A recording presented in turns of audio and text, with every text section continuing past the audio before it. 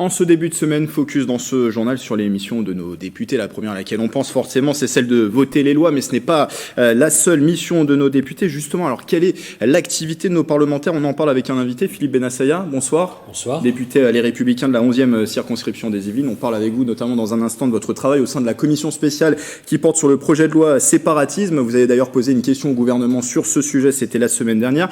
Et également Célia Gatsongo de la rédaction de TV 78 avec nous en plateau. Bonsoir. Bonsoir. Avec vous, on va voir les chiffres justement de la participation de nos députés yvelinois au vote. Oui, alors la participation au vote des députés mesure la présence en hémicycle. Alors comme vous pouvez voir sur cette infographie, Michel de Vaucouleurs, député MoDem de la 7e circonscription, arrive en tête de taux de participation au vote avec 35%.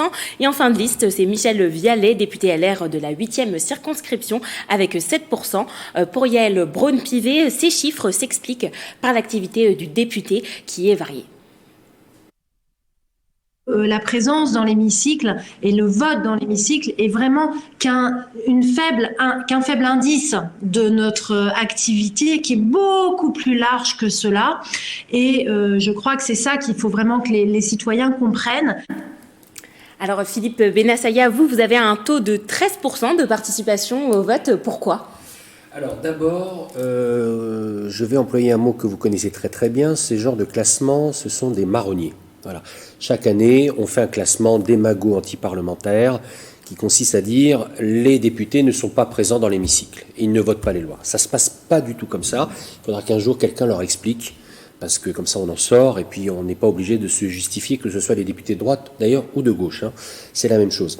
Un député, il a un travail en hémicycle dans lequel il vote soit de manière électronique, avec un bouton pour, contre et abstention, soit à main levée. La majorité des projets de loi, c'est-à-dire les projets du gouvernement, c'est à main levée. Donc ce n'est pas comptabilisable.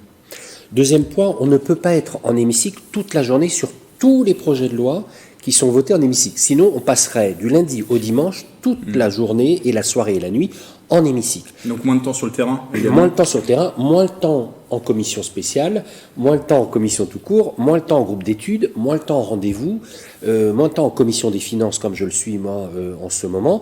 C'est impossible. Notre bureau n'est pas dans l'hémicycle.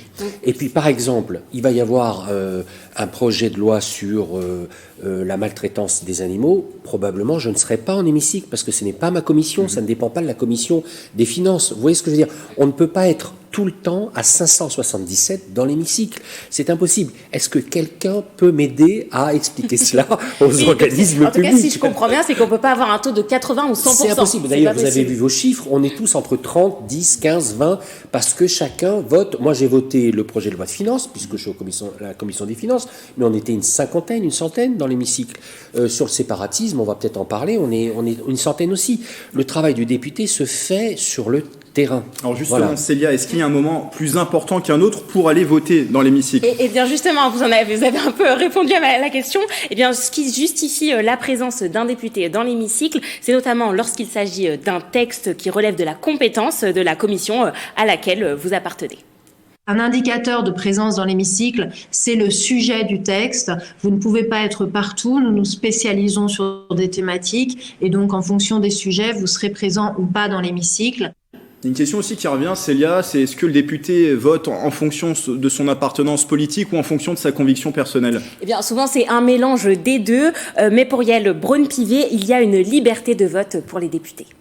Nous devons avoir un groupe et une majorité solide au service des Français. C'est facteur de stabilité de nos institutions, mais cela n'empêche nullement de porter sa voix, de porter ses convictions, que ce soit envers l'exécutif, envers le groupe et dans l'hémicycle quand cela est nécessaire. Alors, rappelons qu'un député a 3 missions principales: voter la loi, contrôler l'action du gouvernement et évaluer les politiques publiques. Merci Célia pour toutes ces précisions.